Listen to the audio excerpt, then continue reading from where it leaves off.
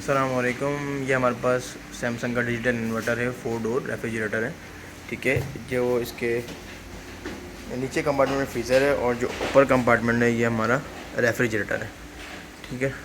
अच्छा, ये इसमें कूल की लाइट ब्लिंक कर रही है तो ये कैमरे की वजह से ब्लिंक हो रही है, वैसे ब्लिंक नहीं है, बिल्कुल कंटिन्यू जो है वो ये स्टिल है अपनी जगह पे। ठीक है, सिर्फ कैमरे की वजह से जो है वो आपको जो है ये ऑप्शन मतलब दिखा रहा है कि ब्लिंक कर रहा है, तो ये ब्लिंक हो नहीं रहा। ठीक है, और इसमें आप फंक्शन देख सकते हैं। पहले ऊपर रेफ्रिजरेटर है, उसके नीचे पावर कूल लिखा हुआ है, फ्रीज़र लिखा हुआ है, फिर पावर फ्रीज़र लिखा हुआ है, cool, select plus, 3 second, vacations और कंट्रोल लॉक। ठीक है, सबसे पहले तो है आपका क्या नाम है, कंट्रोल लॉक। अगर आप कंट्रोल लॉक प्रेस करके रखते हैं 3 सेकेंड्स के लिए तो आपका कंट्रोल पैनल जो है वो किसी से भी कंट्रोल नहीं होगा, और जो है वो किसी से भी कंट्रोल नहीं होगा। और जैसे बाज़ों का ऐसा होता है कि हाथ लगने से टेम्परेचर ख़राब हो जाता है, तो वो आपका अपनी जगह पे ही रहेगा। ठीक है, तो आप प्रेस करके देख लें इसको। आपने प्रेस कर दिया, ठीक है, कंट्रोल लॉक जो है वो लग गया। अब आपका कोई भी पैनल जो है वो काम नहीं करेगा। ये डिजिट्स ऊपर 3 है और नीचे -19 है, लेकिन ये कैमरे की वजह से जो आप लोगों को ब्लिंक दिख रहा है, लेकिन ये ब्लिंक नहीं है। ठीक है, अब मैं कंट्रोल लॉक इसको अपने पास से हटा रहा हूँ। ठीक है, मैंने प्रेस करके रखा हुआ है, ये कंट्रोल लॉक जो है वो ख़त्म हो गया। ठीक है, उसके बाद वेकेशन, अगर आप 3 सेकंड्स के लिए वेकेशन प्रेस करके रखेंगे तो मोड जो है वेकेशन पे आ जाएगा। जैसे आप लोग घर से जाते हैं तो वेकेशन पे आ जाएगा आपका रेफ्रिजरेटर, क्योंकि गेट्स वगैरह तो उसके ओपन होते नहीं है, इस वजह से कूलिंग निकलती नहीं है। तो वेकेशन पे जो है वो स्लोली कूलिंग आपकी चीज़ें ख़राब नहीं होती, मेंटेन करके रखता है। उसके बाद एक कूल सेलेक्ट प्लस, ये जो है बहुत मज़े का जो है वो इसमें ऑप्शन है। अगर आपको इसमें 3 ऑप्शन है, एक कूल है, एक सॉफ्ट कूल है और एक जो है वो चिल्ड है। ठीक है, तो कूल पे जो है हमारा फ्रीज़र जो है वो फ़र्स्ट क्लास कूलिंग वगैरह करता है, फ्रीजिंग वगैरह फ़र्स्ट क्लास करता है। और जो फिर हम जब इसको यहाँ से 3 सेकंड्स के लिए प्रेस करेंगे,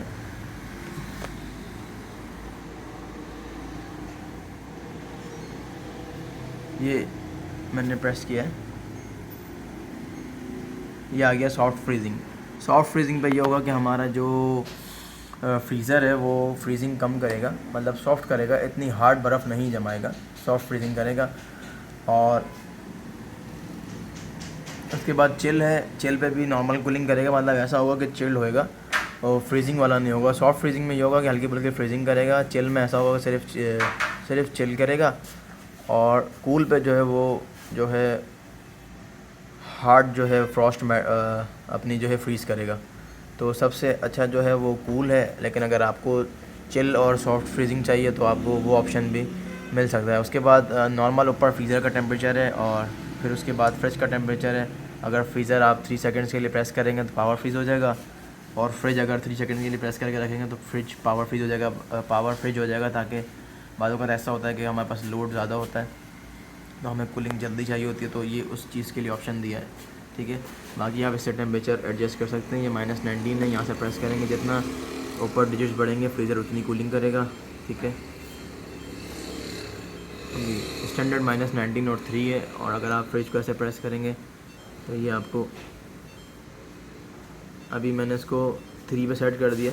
ठीक है, अब मैं इसको 2 पे सेट करता हूँ। ठीक है, मैंने 2 पे इसको सेट कर दिया फ्रिज को, तो ये 2 पे ही रहेगा। ठीक है, और ऐसा भी होता है कि 2 रहने के बाद आपको 3 दिखाएगा, 4 दिखाएगा, तो वो रूम का टेम्परेचर है। कहीं आप ये समझें कि हमने सेलेक्ट किया है उसके बाद जो है वो दोबारा अपनी जगह पे चला गया, तो ऐसा नहीं है, वो रूम का टेम्परेचर दिखाता है। इस वजह से आप जो थर्मोस्टेट सेट करते हैं वो टेम्परेचर नहीं दिखाएगा, वो बाद में दिखाएगा, लेकिन उससे पहले जो टेम्परेचर रूम में आ रहा होगा वो आपको डिस्प्ले पे वो शो करता रहेगा। ठीक है, आज के लिए इतना ही।